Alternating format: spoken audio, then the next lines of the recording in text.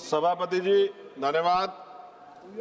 आज का विषय देश के करोड़ों मतदाताओं के सम्मान और उनके लोकतांत्रिक अधिकार से जुड़ा हुआ है।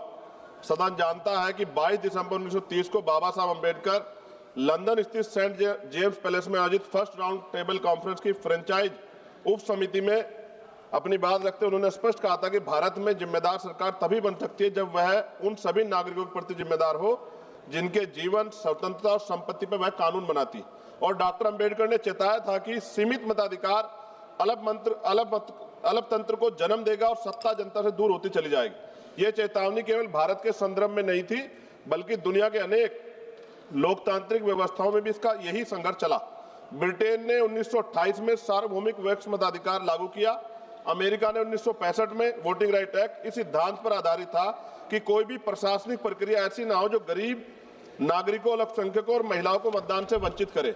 न्यूजीलैंड में 1893 में महिलाओं को मतदान का अधिकार मिला और इसके पीछे यही विचार था कि नागरिकता का मूल्य किसी दस्तावेज की उपलब्धता से नहीं बल्कि व्यक्तिगत गरिमा और अधिकार से तय होता है।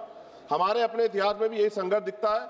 1919 की चैनफोर्ड सुधारों से लेकर भारत सरकार ने 1935 तक मताधिकार को संपत्ति, आय और शिक्षा जैसी उपनिवेशिक योग्यताओं से बांधा गया था।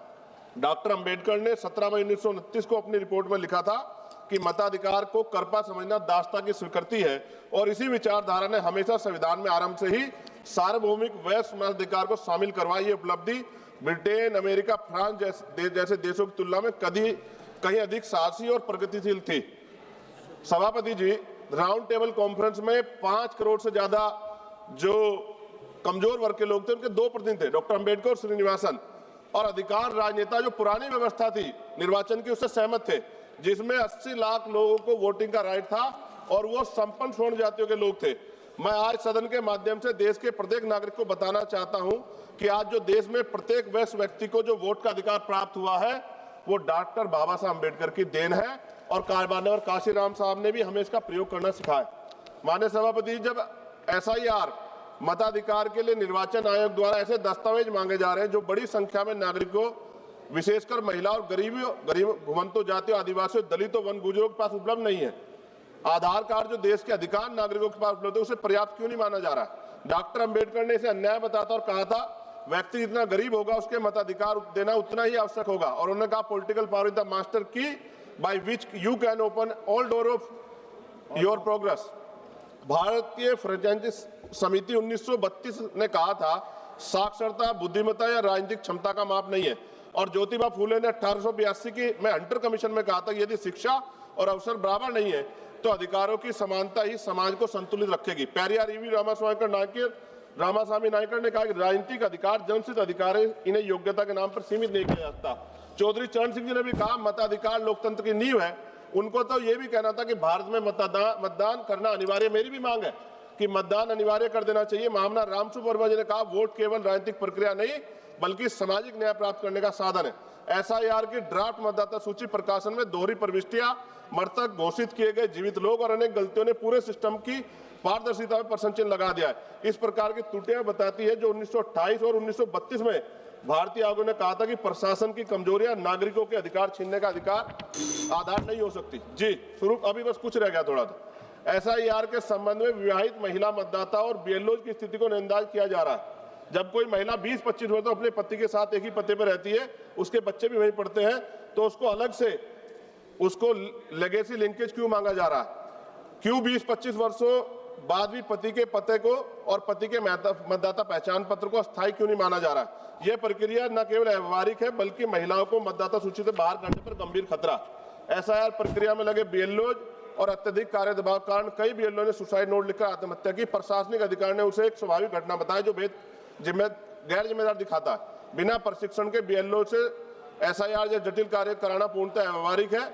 माननीय सभापति जी, हमारे संविधान निर्माता ने 1950 में वह साहस दिखाया था जो विकसित देश भी बाद में कर पाए। भारत आराम से सभी को मताधिकार देने वाला पहला बड़ा लोकतांत्रिक देश बना, लेकिन आज यदि SIR जैसी प्रक्रिया उस मताधिकार कठिन बनाती तो ये एक सदी की प्रगति को पीछे ले जाने वाला कदम होगा। सभापति जी, क्योंकि सुधार की बात हो रही है तो मैं आग्रह करूंगा आपके माध्यम से कि BLO की सुरक्षा, मानदेय, कार्य सुविधा, यथार्थ समय सीमा सुनिश्चित की जाए, उनकी समीक्षा की जाए। एसआईआर प्रक्रिया के दौरान जो बीएलओ की मौत हो गई है उनके परिवार को उचित मुआवजा और नौकरी। माननीय सदस्य श्री राजीव प्रताप रूडी जी। सभापति जी 1 मिनट लूंगा। राजीव प्रताप रूडी जी। सभापति ji 1 minute, only 1 minute, 2-3 demand से वो पढ़ लिए sir. No, only Rajiv Pratap 2-3 Rudy demand. Ji. सभापति जी 10 सेकंड में कंप्लीट कीजिए, 10 सेकंड प्लीज। लास्ट सेंटेंस बोलिए आप। सभापति जी मेरी मांग है ईवीएम की जगह बैलेट पेपर से चुनाव हो और वीवीपैट का ईवीएम के से मिलान कराया जाए। राजीव प्रताप सर साथ-साथ फेज में चुनाव होते हैं, अगर एक दिन और इंतजार मतदाता कर ले क्या चला जाएगा सर? सर सभापति जी, राजीव प्रताप रूडी जी, सभापति जी लाइन बाबा साहब अम्बेडकर। राजीव प्रताप रूडी जी आप शुरू कीजिए प्लीज, प्लीज आप बैठिए। बोल लो ना, बोल लो ना। प्लीज सर 30 सेकंड दे दो। बोलो सर, माइक चला गया, 30 सेकंड दो सर, आखिरी लाइन कहिए सर। सभापति जी, सभापति जी 30 सेकंड। सभापति जी आप ही रूडी जी आपका समय शुरू हो गया है। 10 सेकंड सर, 10 सेकंड। बाबा साहब अम्बेडकर के 4-4 बच्चों कुर्बान जो वोटिंग राइट मिला है ना सर, इसकी वजह से बड़े-बड़े महले वाले बड़े-बड़े नेता गरीबों की गलियों तक आते हैं। माननीय राजीव प्रताप रूडी जी आप शुरू कीजिए सर।